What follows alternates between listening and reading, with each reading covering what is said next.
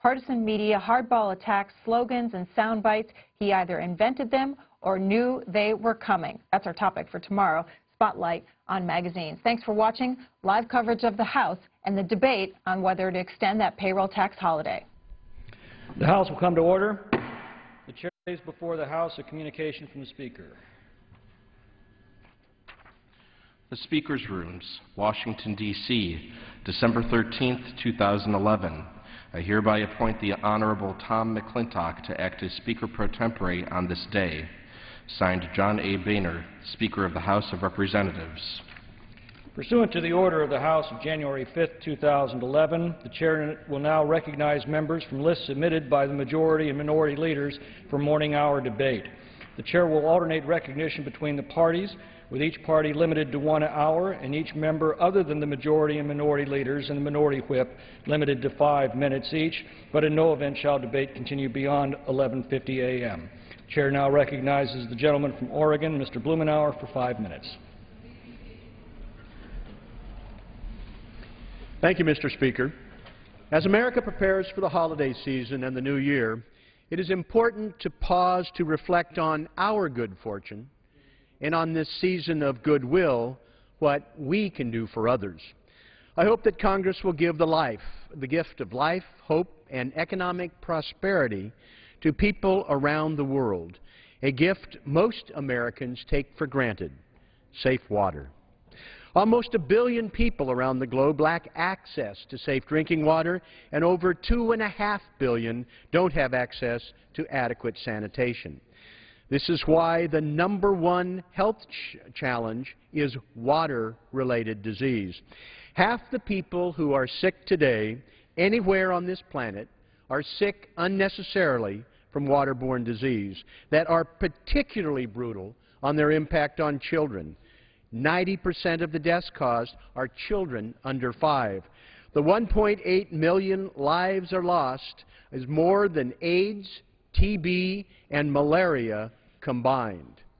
It's also a major cause of the struggle for economic security. For example, in India, the estimate is over $50 billion a year. More than 6% of its economy is lost due to inadequate water and sanitation. How does this happen? Children cannot attend school if they are sick from unsafe drinking water. People with illnesses overwhelm the few hospitals and clinics, and they can't go to work. Hours spent looking for and carrying clean water, usually by girls and women, means that they're not adding either to education or the economic well-being of their families. Historically, water has been a source of conflict, and with over 260 river basins that cross country borders, managing this very finite resource without conflict will be one of the world's greatest security problems. In this season of good tidings, there is good news about water. The solutions are cheap and easy. We're not required to search for a cure. Helping people understand the need to wash their hands or providing them with simple common sense technology is key. Churches, parishes, and synagogues have already taken up this challenge, and hundreds of thousands of people have benefited. It's time for Congress to act. In 2005, the bipartisan Paul Simon Water for the Poor Act helped us get our act together. And now we have new legislation, Water for the World, which will be introduced tomorrow with my colleague and friend, Congressman Ted Poe from Texas, the chief Republican co-sponsor. It builds on current United States efforts, not by increasing funds. Make no mistake, I hope someday we do increase the investment around the globe. But right now, this legislation will increase aid effectiveness, transparency, and accountability. Given the strains on federal resources and the depth of the need, it is essential that we target our efforts as efficiently as possible. The Water for the World Act gives the State Department and USAID tools to leverage investments. It helps elevate positions within the agency to coordinate diplomatic policy and implement country-specific water strategies. The House Foreign Operations Appropriations Subcommittee, under the leadership of Kay Granger and Nita Lowe, have done the best they can in this difficult budget climate with resources for poor people with water around the world. Now Congress needs to step up to make sure these precious resources are used as effectively as possible. I sincerely hope my colleagues will join Congressman Poe and me in co-sponsoring the Water for the World Act and then work to enact it as soon as possible. Thank you, and I yield back. Gentleman yields back. The chair recognizes the gentlelady from North Carolina, Ms. Fox, for 5 minutes. Thank you, Mr. Speaker. Those who serve in our military deserve our constant thanks. Those who become injured while serving deserve all that we can do for them. Mr. Speaker, I recently learned about a wonderful American organization that is serving wounded service members and their families around the country.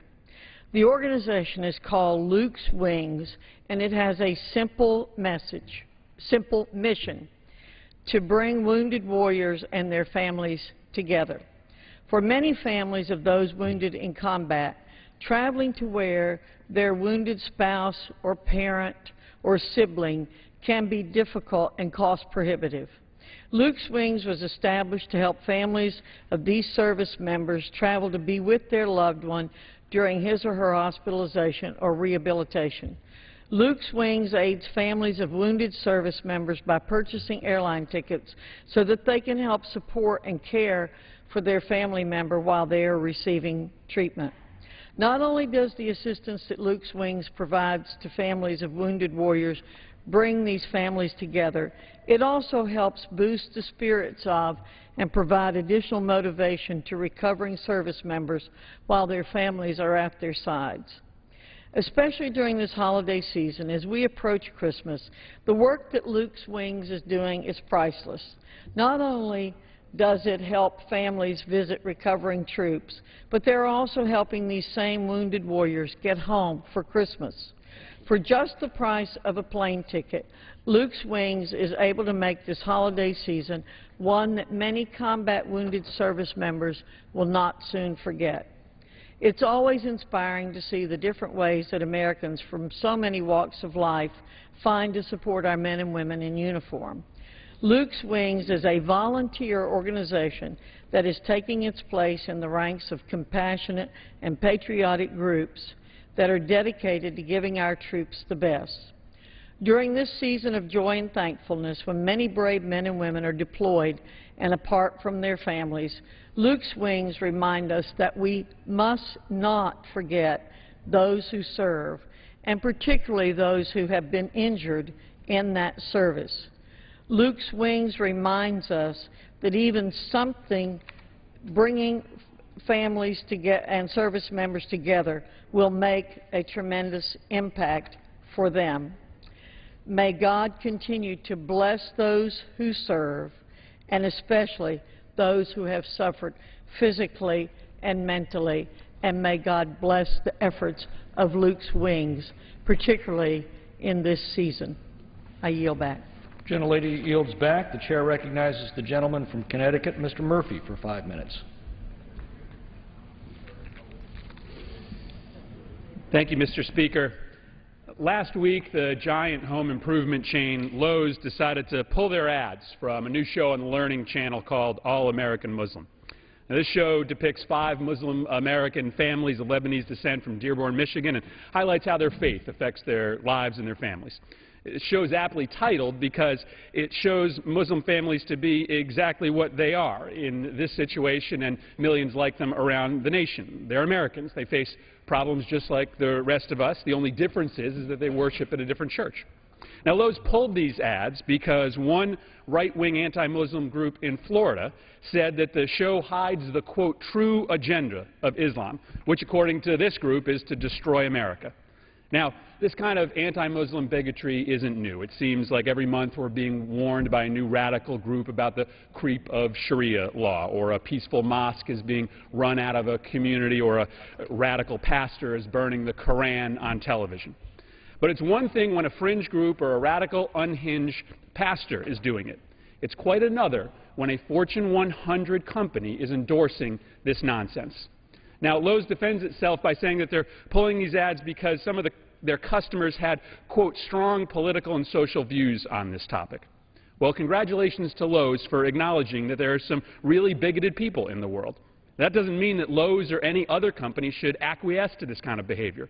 For instance, there are unfortunately a lot of people out there who still hold racist views about African Americans, but I don't think that means Lowe's is going to be pulling its ads from television shows featuring African Americans.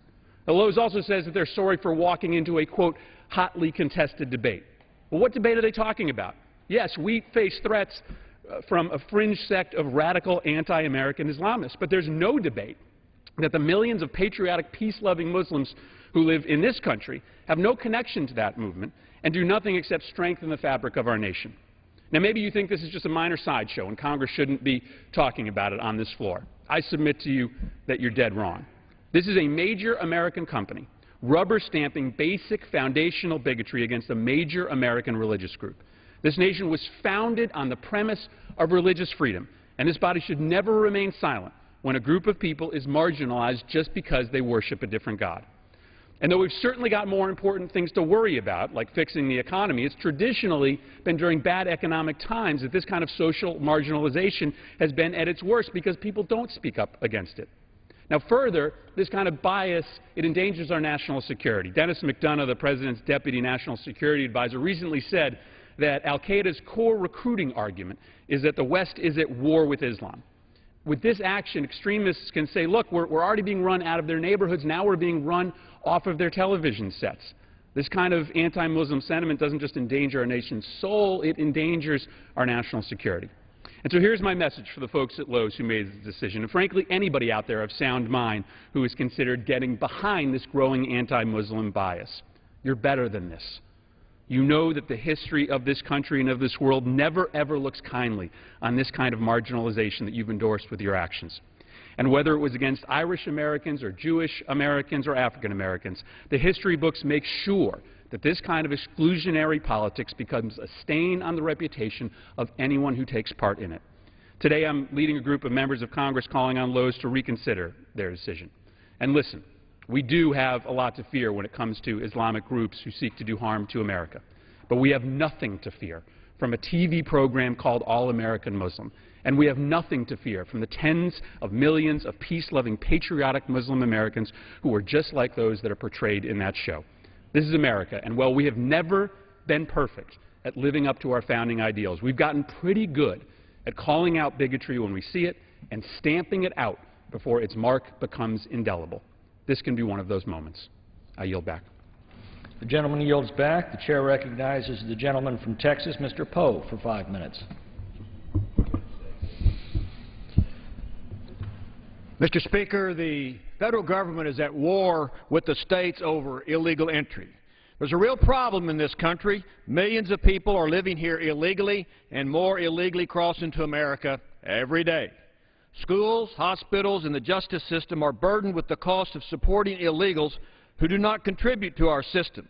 They reap the benefits and services off the backs of American citizens and legal immigrants. 27% of the people in U.S. prisons are illegals. In the border counties in Texas, according to the border sheriffs, over 30% of the people in those jails are foreign nationals. All of this costs money. The safety of our citizens is also at risk, but the federal government chooses not to adequately enforce the law. The federal government is focused more on finding reasons why the law of the land should not be enforced.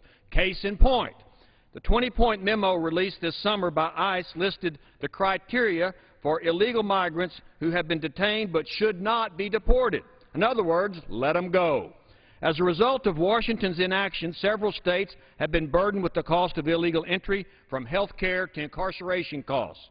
Arizona, South Carolina, Utah, Georgia, and Indiana have been forced to do the job the federal government just won't do: protect the citizens from the costs of unlawful entry into America. Arizona implemented a law that requires authorities to check the immigration status of anyone who is already legally detained for some offense and when there is reasonable suspicion the person is in the country illegally. But the administration says not so fast. Immigration enforcement is their job. They just refuse to do it. It also seems the government is more interested in smuggling guns to Mexico under the botched Operation Fast and Furious than it is preventing smuggling of people and drugs into the United States. Now the Department of Justice has gone into the business of using taxpayer dollars to actually sue states for doing the job the government won't do. Yesterday, the Supreme Court agreed to hear the case of Arizona versus the United States. Governor Brewer of Arizona has said, quote, Arizona and its people suffer from a serious problem without any realistic tools for addressing it. The federal government leaves states with no other choice than to do the job the federal government refuses to do.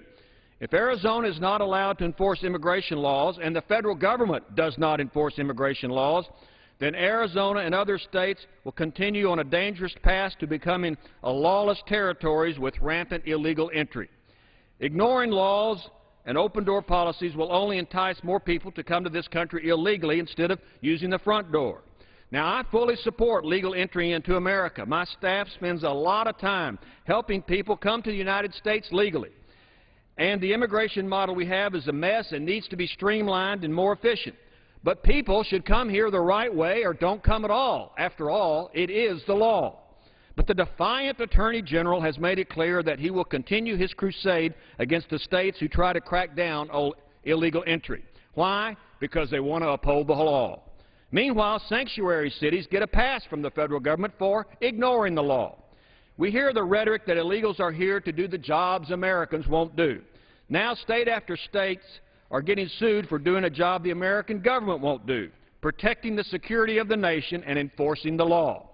Arizona had to enact this law to protect itself because the federal government doesn't adequately secure the border. Time for Washington to stop its war on the states and join with the states in enforcing the law of the land. Hopefully, the Supreme Court will rule the Arizona law to be constitutional. And that's just the way it is. I yield back. The gentleman yields back. The chair recognizes the gentleman from Puerto Rico, Mr. Pierre Luisi, for 5 minutes. Mr. Speaker, American citizens in the Caribbean are facing a security crisis. While the national murder rate has declined in recent decades, the number of homicides in Puerto Rico and the U.S. Virgin Islands remains unacceptably high. Since 2008, the murder rate in Puerto Rico and the Virgin Islands has been about 5 times the national average and about twice as high as that of any state. Most of the murders committed in Puerto Rico and the USVI are linked to the drug trade. As Attorney General Holder and other officials have acknowledged, the federal government's effort to prevent traffickers from transporting drugs across our nation's southwest border is causing traffickers to turn increasingly to the Caribbean to ship drugs into the United States. And, as the National Drug Intelligence Center recently observed, violence by traffickers in the two territories has become indiscriminate, endangering the lives of innocent bystanders. In response to questions I posed, Attorney General Holder recently called drug-related violence in Puerto Rico and the USVI a national security issue that we must confront. At my urging, Congress has also taken notice of the problem, directing federal law enforcement agencies on 3 separate occasions to devote more attention to the Caribbean region. According to briefings provided to my office, 70 to 80% of the cocaine that enters Puerto Rico is transported to the U.S. mainland.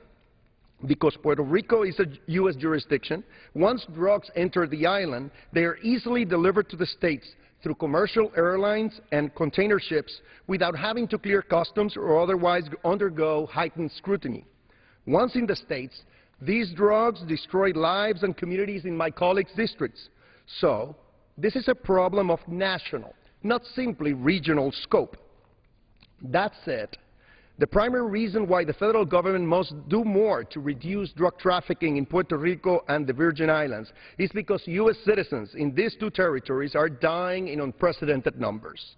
Our nation has devoted considerable resources to confront drug gangs operating along the southwest border, and rightfully so. Yet, Puerto Rico's murder rate is 4 to 5 times higher than any southwest border state, And according to a recent piece in the Washington Post, since 2008, the island has received less than one-fifth of the funding that the federal government has provided to combat drug trade and associated violence in Mexico and Central American nations. The number of authorized positions at key federal law enforcement agencies in Puerto Rico is too low. The number of vacancies is too high. And interdiction assets like planes and boats are in short supply. Since taking office, I have urged the federal government to devote resources to Puerto Rico at a level commensurate with the severity of the problem it faces. Specifically, I have asked the White House drug czar to establish a Caribbean border initiative modeled after the successful Southwest Border Initiative. The time for half measures and piecemeal efforts has passed. What is needed instead is a well-planned, well-funded, well-executed, government-wide strategy that will encompass all federal agencies charged with drug trafficking, fighting drug trafficking and related violence, to protect the lives of the U.S. citizens in the Caribbean and to reduce the flow of drugs headed to the states through that region. The federal government must make a commitment of resources to Puerto Rico and the USVI that is similar to the commitment it has made to the southwest border. The challenge we face today is similar to the one we faced back in 1994. I was Puerto Rico's Attorney General back then and lobbied successfully for Puerto Rico and the USVI to be federally designated as a high-intensity drug trafficking area, which contributed to a significant reduction in the island's violent crime rate. The problem has evolved over time, and the federal response must evolve along with it. I will not rest until it does. I yield back the balance of my time. The gentleman yields back. The chair recognizes the gentleman from Minnesota, Mr. Krivak, for 5 minutes. Thank you, Mr. Speaker. Mr. Speaker, my message is simple and direct. Last month, this administration put yet another hold on implementing the Keystone Pipeline project and adding tens of thousands of American jobs to our fragile economy. This decision is bad news for labor in the great state of Minnesota and around the country, who are eager to begin the work on the project next year. If we do not approve this deal and put people back to work, the jobs of the oil company will simply go another direction, such as China, and they will not be coming back to the United States. What part of this bill just doesn't make sense to the folks in the White House and the Department of State? We cannot wait. The American worker is the most productive worker in the world, and so many people in my district thirst for good-paying jobs that will come with projects like Keystone. Some of these regulatory agencies are simply out of control and seem bent on stifling job creation here in the United States. If the government would simply get out of the way and put politics aside and dedicate to empowering the American worker, we can start digging ourselves out of this recession and get Americans back to work. And with that, Mr. Speaker, I yield back. The gentleman yields back. The chair recognizes the gentleman from New York, Mr. Rangel, for 5 minutes. Thank you, Mr. Speaker. I ask unanimous consent to revise and extend. Without objection. Well, it looks like this August body will continue to work until we find some solutions to the problems facing Americans, millions of Americans who have lost their jobs, their homes, their savings through no fault of their own, and have limited income.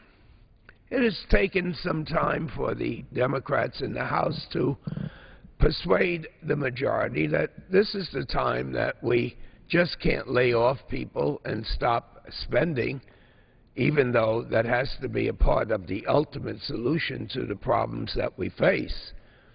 But laying off people, especially at this time of the year, is not only an insensitive thing to do, but in my opinion, the economics of it all is that if people don't have the resources to purchase their needs, then of course our small businesses are the ones that suffer financially, and as a result of that, they may have to lay off jobs, and it just doesn't make economic sense, as well as sensitivity during this part of the year. Now soon, and very soon, this body will be considering what is referred to as the Middle Class Tax Relief and Job Creation Act of 2011, which means that we will now have united, or apparently appears to be united, this entire Congress saying that we must continue to have this low income tax cut that working people enjoy to continue beyond its expiration in December 31st, and that even though there are some people that claim that a lot of Americans don't pay any taxes, well, you can't explain that to a person that works hard each and every day and they find out what their pay was supposed to be when they get home and look at the check, it's less. But just because it's not federal income tax, it doesn't mean that they're not paying into their Social Security and they're not paying for their health benefits. And so the President, in his wisdom, and this Congress supports, that we extend relief of that payroll tax for the reason that we have these people that have this expendable income, this disposable income, rather, during this time of the year. And, of course, we have this controversy where every year, for whatever reasons, Republicans can't grab the understanding of what unemployment insurance is all about.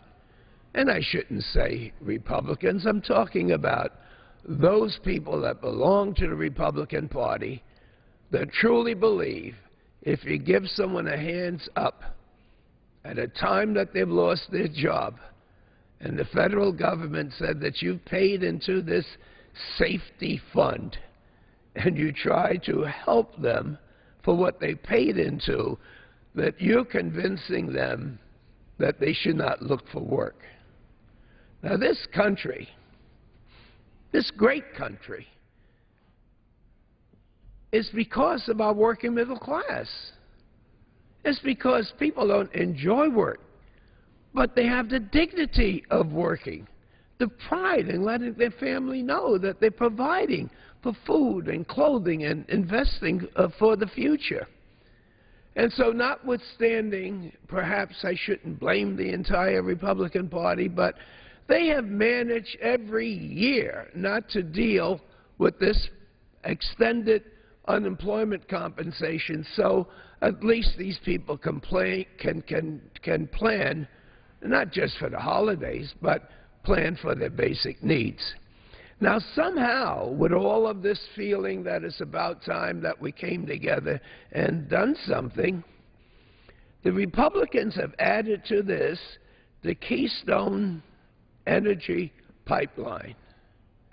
Can you imagine how many people that are expecting relief from their government that would be going to sleep tonight wondering whether they're going to continue to get a break on taxes next year, whether or not they're going to get a break on payroll taxes this year, and whether or not they're going to get an extended unemployment compensation, all dependent on whether or not the Congress supports the Keystone energy pipeline.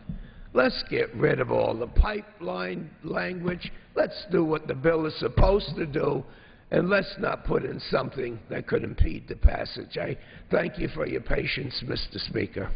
The gentleman's time has expired. The chair recognizes the gentleman from Illinois, Mr. Dole, for 5 minutes. Thank you, Mr. Speaker. Yesterday it was announced that a small business in my district would be closing 2 locations in Illinois and transferring those jobs out of state. I believe this time they're taking them to Texas. But we've seen this story over and over again, whether it be taking jobs to Wisconsin, whether it's taking jobs to Indiana. I believe this speaks volumes about the economic situation not only in Illinois but in our nation, and the policies that I believe that this body must put in place in order to empower small business owners, job creators all across the land to be able to have confidence, invest in their business, and grow jobs. You see, the difference in the state of Illinois is that we raised in Illinois taxes on businesses over 45% this last year. It's put enormous pressure on small businesses throughout the state, and I would argue all job creators throughout the state. What's even worse, Mr. Speaker, is that those companies that have more employees and a little bit higher clout have been able to rattle the saber and call the governor and say we're going to pick up and leave the state of Illinois and take jobs elsewhere. And while we want to make sure that we keep those jobs in Illinois, the unfortunate thing is we've got some crony capitalism going on. So the state is going to go over and bend over backwards to make sure some of the larger employers stay in the state of Illinois. The problem is that small businesses, the ones that I talk to each and every day, when they call the governor, they don't get their phone calls returned. It indeed puts a greater burden on small businesses. And as you know, Mr. Speaker, 2/3 of all net new jobs are created by small businesses all across the land. This is the economic engine that we need to make sure that we are supporting, to make sure that we are putting more Americans back to work. There are 29 million small businesses in our nation. If we can create an environment right here in Washington, D.C., and you hear me say it's creating an environment, it's not creating jobs because the government doesn't create jobs, it's the private sector that does.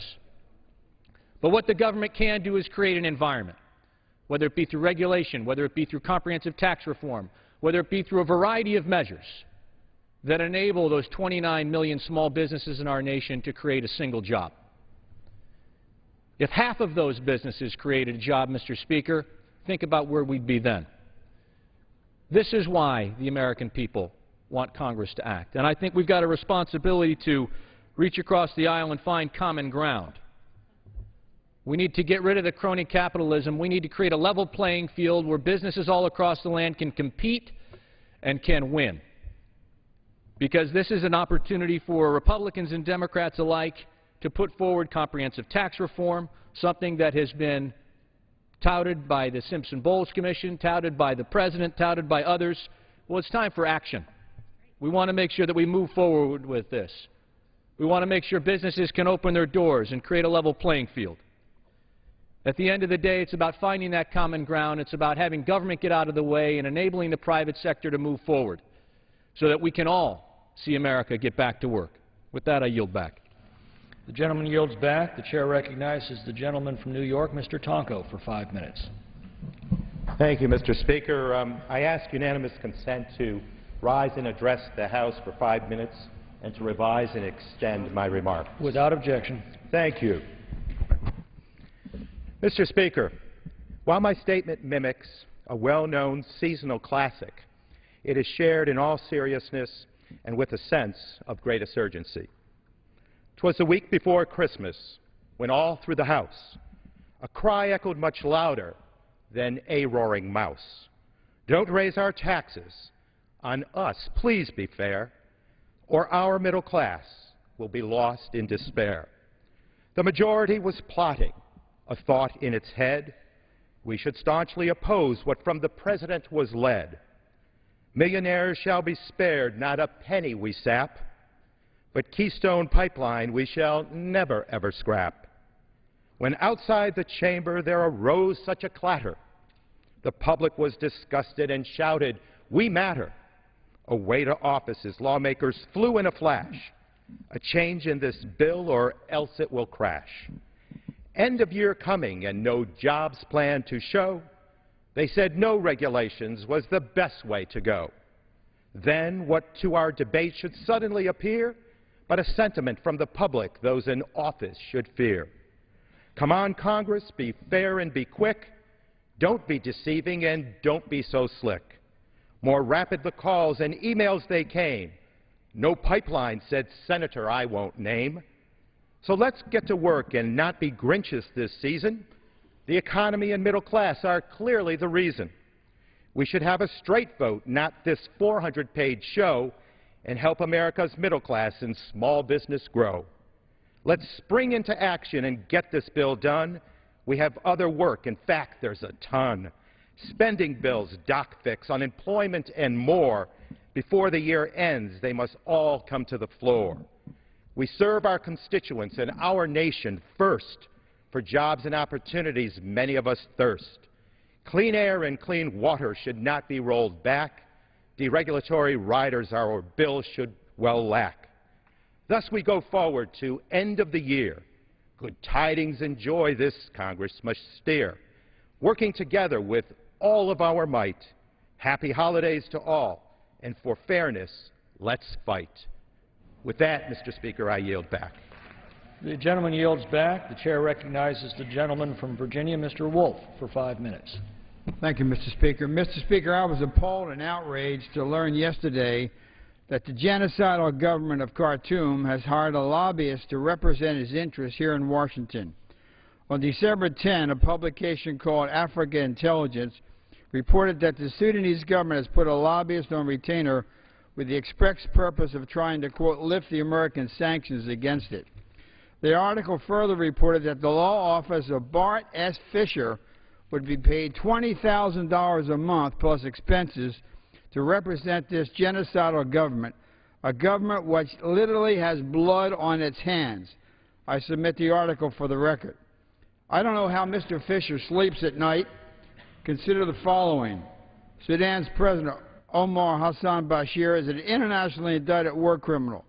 Bashir is accused by the International Criminal Court of 5 counts of crimes against humanity, including murder, rape, torture, and extermination, and 2 counts of war crimes. But Khartoum's crimes are not simply a thing of the past.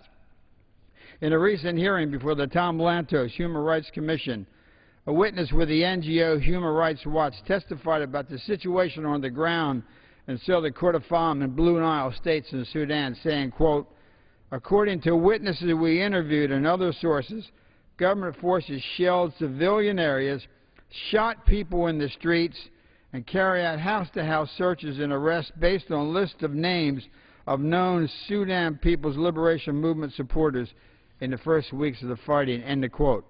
My office has received regular, reliable reports from individuals on the ground echoing these claims. We have learned of ongoing aerial bombardments in the Blue Nile and Southern Kordofan states. We've heard of nightmarish accounts of extrajudicial killings, illegal detentions, disappearances, and indiscriminate attacks against civilians. Furthermore, evidence gathered through satellite imagery by the Satellite Sentinel Project shows at least 8 mass graves in and around Kadugli, the capital of Southern Kordofan. Literally thousands have fled the violence, which begs the question, who is their lobbyist? They are in desperate straits, having left behind their entire lives. Who is their lobbyist? They're facing malnourishment and prolonged displacement. Who is their lobbyist? To put a human face on these questions, consider this picture taken by a Voice of America photographer of a malnourished child with a feeding tube inserted in his nose in an attempt to get him the sustenance he so desperately needs. He is one of roughly 25,000 people in Yaida refugee camp that have fled the fighting in Sudan and crossed the border into southern Sudan. I asked Mr. Fisher, the lobbyist, where is the child lobbyist, the lobbyist for this child? Today I'm sending a letter to President Obama, the State Department, the Justice Department, and the Treasury Department seeking immediate clarification on what appears to be an indefensible situation. According to news reports, the foreign agent registration page of the Department of Justice website, Mr. Bart Fisher is representing the government of Sudan. Was he granted a license from the Office of Foreign Assets Control at Treasury as is required to represent the genocidal country of Sudan, given the U.S. sanctions which are in place against it? If not, is his representation a violation of law? If so, why would the Obama administration allow this to move forward? There are many questions which demand answers, but one thing is clear. It appears that Mr. Fisher's contract with the government of Sudan went into effect in November. If he has received 1 penny from the government of Sudan, he should return it immediately, or better yet, he should donate it to one of the NGOs seeking to serve the suffering Sudanese people in Yaida refugee camp who have been brutalized by their own government, i.e., Mr. Fisher's client. And yield back the balance of my time. The gentleman yields back. The chair recognizes the gentleman from Virginia, Mr. Connolly, for 5 minutes.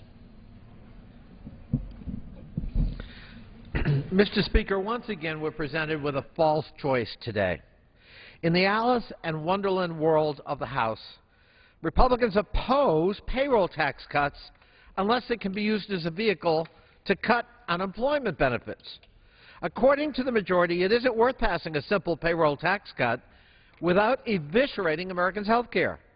In this warped parallel universe, payroll tax cut extensions must be accompanied by gratuitous measures to punish federal employees and civil servants like border security agents and FBI agents. And of course, the majority seems singularly incapable of writing any bill, especially this time of year, Christmas, that doesn't contain several special provisions to benefit the Koch brothers, Big Oil, and giveaways.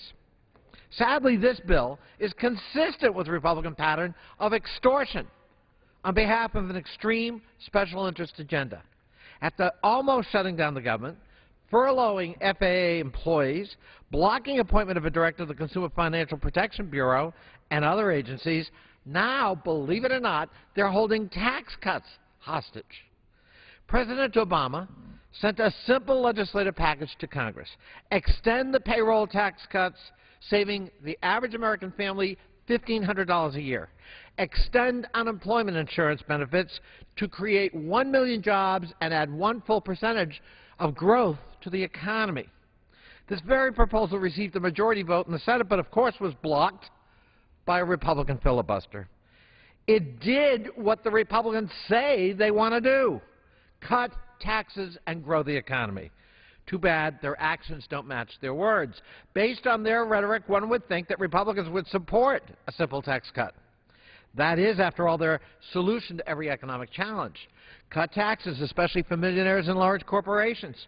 Yet when presented with a simple tax cut targeted to help the middle class in America, Republicans rebel and reject it in favor of a piece of special interest sausage so laden with lobbyist giveaways and ideological poison pills that it would make the author of The Jungle, Upton Sinclair's nose turn blue. The bill before us today slashes unemployment benefits for Virginians in my home state by 38%. It increases federal employee pension contributions by 63% while reducing total pension payments. Federal employees, in other words, will pay more and get less retirement security after a lifetime of public service. For good measure, it extends public service pay freeze to a full 5 years. It contains a costly special interest policy rider that will increase oil exports to China and raise American gas prices. It repeals part of the Clean Air Act, allowing polluters to spew forth mercury, arsenic, and other toxic pollutants from industrial boilers. In fact, repeal of the Clean Air Act public health standard will burden the American economy with $20 to $52 billion of additional health care costs every year. We must remember what a perilous state the economy is in economically. Thanks to the success of the Recovery Act and expansionary monetary policy, unemployment has fallen now to 8.6%. It would be 8.25%, except for the fact that Republican policies have led to the loss of over 500,000 public sector jobs throughout the United States. The number of underemployed and long-term unemployed Americans has fallen, as people have found steady full-time jobs, and private sector job growth has been growing every month for 21 consecutive months. We're not out of the woods, but we are making progress. The Congressional Budget Office, McCain campaign advisor Mark Zandi, and Barclays Bank all estimate that extended unemployment benefits will increase the economy by a full 1% and add 1 million jobs. That's because unemployment benefits have a multiplier effect. They're spent as soon as they are gotten. The payroll tax cut, in addition, will provide Americans with an average of $1,500, creating some $250 billion in economic activity and adding 1 full percentage point to the GDP. Mr. Speaker, the controls which bills come to the floor of the House, let's junk this bill and come up with a clean payroll tax extension and unemployment benefits for all Americans, creating jobs and growing this economy. I yield back. The gentleman yields back. The chair recognizes the gentleman from Illinois, Mr. Shimkus, for 5 minutes. Without objection.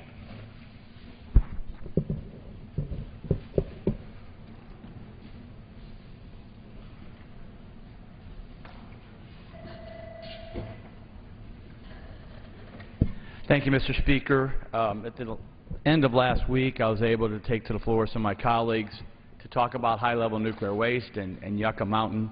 Part of that time, I wanted to make sure, as I have each week, highlight certain locations around this country where high-level nuclear waste is stored. Because of time constraints, I wasn't able to do that. So I take to the floor this morning to highlight a nuclear power plant in Florida called Turkey Point. And the way I do this, Mr. Speaker, is I have this poster in front of me and I compare the location of high-level nuclear waste at Turkey Point to the defined by law location for a single repository in this country, which is Yucca Mountain. So look what we have here. At Yucca Mountain, we have currently no nuclear waste on site. At Turkey Point, there's 1,074 metric tons of spent fuel on site. That's quite a lot of fuel. At Yucca Mountain, if we had waste stored at Yucca Mountain, the waste would be stored 1,000 feet underground. Yucca Mountain is a mountain. At Turkey Point, waste is stored above ground in pools. Now, why is that an important point to consider? The nuclear catastrophe in Japan, the Fukushima Daiichi plant, part of the major disaster was because of high-level nuclear waste stored in pools. The earthquake occurred, either the water that was there boiled out, or there was cracks in the containment value, and it spilled out. Then the nuclear waste heated up, and hence you have a very dangerous situation still in Japan. At Yucca Mountain, the waste would be stored 1,000 feet above the water table. But here at Turkey Point, which is in Florida, the waste is on the Biscayne Bay at sea level. So it's at sea level, not in a mountain, in a desert. What we've done also is look at, if you're at Yucca Mountain, how far are you away from really the largest body of water, which would be the Colorado River. Where Yucca Mountain's 100 miles from the Colorado River. Turkey Point and the nuclear waste stored there is 10 miles from the Everglades. 10 miles from the Everglades. So we passed, I wasn't a member of this chamber at that time, a federal law called the Nuclear Waste Policy Act in 1982. When we passed that law, we defined Yucca Mountain as the national repository, a single repository for not just nuclear waste from our nuclear power fleet, but also the nuclear waste from our Department of Energy locations from around the country. Obviously, we're very close, but this administration, along with the NRC commissioner, has delayed and postponed and tried to stop any movement on Yucca Mountain. And that's why I take the floor as the subcommittee chairman of the Energy and Environment Subcommittee. Part of my jurisdiction is high-level nuclear waste, and that's why I come to the floor weekly to address this issue. Now, this is very timely this week, as Chairman Yasko and the NRC commissioners appear between our Government and Oversight Committee. Chairman Yasko, in an article dated December 7th, said, "I welcome debate, I welcome discussion, I welcome criticism." But a letter sent to the Chief of Staff of the White House, Mr. Bill Daley, by the other 4 commissioners, bipartisan, 2 Democrats, 2 Republicans, 3 appointed by the President, say this about Chairman Yasko. He's intimidated and bullied senior career staff to a degree that he has created a high level of fear and anxiety, resulting in a chilled work environment. They also say he ordered staff to withhold or modify policy information and recommendations intended for transmission to the Commission. He has also ignored the will of the majority of the Commission, contrary to the statutory functions of the Commission. And he has attempted to intimidate the Advisory Committee on reactor safeguards. This is part of the problem of us not having a national policy to move to a centralized location for high-level nuclear waste in a desert, underneath a mountain, at Yucca Mountain. We have senators who have voted for that in this area. The two senators from Florida, Tennessee, Mississippi, Alabama, all support. Thank you, Mr. Speaker. I yield back my time. The gentleman's time has expired. The chair recognizes the gentleman from New Jersey, Mr. Payne, for 5 minutes. Without objection. Mr. Speaker, I rise today in opposition of H.R. 3630, the Middle Class Tax Relief and Job Creation Act. This bill is yet another example of Republicans bringing a partisan bill to the floor which has no chance of becoming law. At this critical time in our economy, Republicans are continuing to pursue their own ideological agenda. Time and time again, Republicans continue to choose brinkmanship over constructive engagement with Democrats. Allowing these extensions to expire would have a devastating impact on our economic growth and job creation. Republicans must put aside partisan differences and work with Democrats so that we can assist millions of Americans who lost their jobs through no fault of their own. Putting money in the pockets of American families should be one of our top priorities. It just seems like common sense. Although H.R. 3630 extends the Emergency Unemployment Compensation Program until January 2013, it also lowers the amount of time benefits are approved from 99 weeks currently to 59 weeks. Furthermore, the bill also would allow states to require a high school diploma or being enrolled in classes for a GED to be eligible for benefits. The bill also offsets the cost by freezing federal employee pay for another year through 2013. Although recent data has shown that the national unemployment rate has dropped from 8.6 to 8.6, the African American employment rate rose at the same time from 15.1% to 15.5%. High African unemployment rates are a direct result of the high job loss in the public sector. During the past year, while the private sector has added 1.6 million jobs, state and local governments have shed at least 142,000 positions. Because traditionally there has been racial discrimination in employment, blacks have relied on government jobs in large numbers since the Reconstruction era. As a matter of fact, one of the first job openings for freed enslaved people was the United States Post Office, which opened their doors and hired qualified ex-slaves during that period. We will be passing legislation that helps the private sector, but we also need to be concerned about the public sector instead of freezing or limiting their pay. As a matter of fact, the private sector has been very derelict.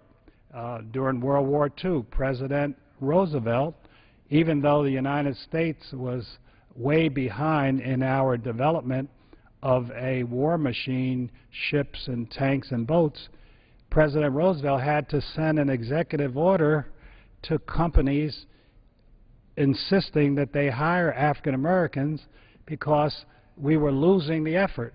But they refused to break down racial discrimination even as we were being outmanned by our enemies. And so we find there's still a difficulty for African Americans to get into the private sector, and we find that therefore many are losing their jobs in the public sector. H.R. 3630 also makes large cuts in health care programs.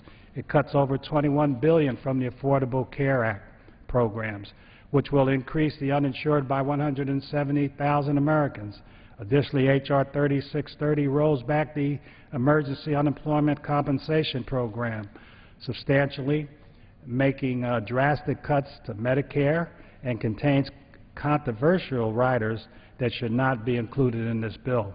We should not risk tax increases on the middle-class families dropping unemployment benefits for those out of work, or preventing seniors from accessing their doctors through Medicare by including unrelated and controversial provisions.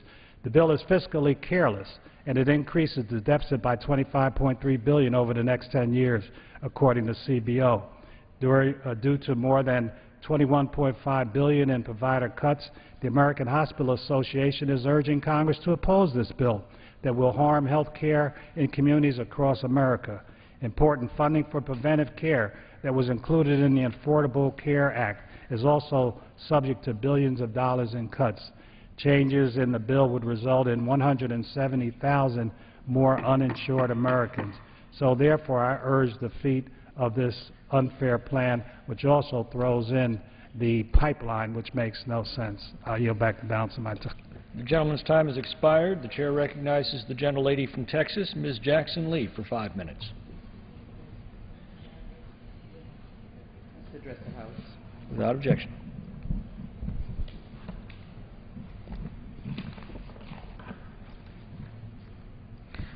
Mr. Speaker, just a few minutes ago, I heard one of my colleagues on another matter dealing with children raise the question, who lobbies for our children?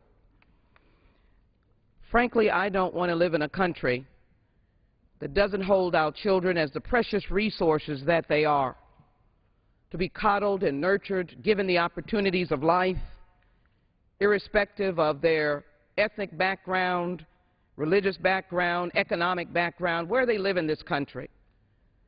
I think the greatest testimony of a country's moral values, of how they protect and respect their children. Just an hour or two ago, Mr. Sandusky, in a Pennsylvania courtroom, decided not to listen to numbers of his accusers in this sordid scandal of child sexual abuse. That is his legal privilege, and as someone who adheres to the Constitution of due process and a right to a trial by one's peers, I'm not here to quarrel with a legal system that allows an accused, in this instance a proposed defendant, to defend themselves. But I am here to challenge the crisis of sexual abuse of children in America and the sordid salaciousness of the cover-up that adults have participated in. Shame on us. Shame on us.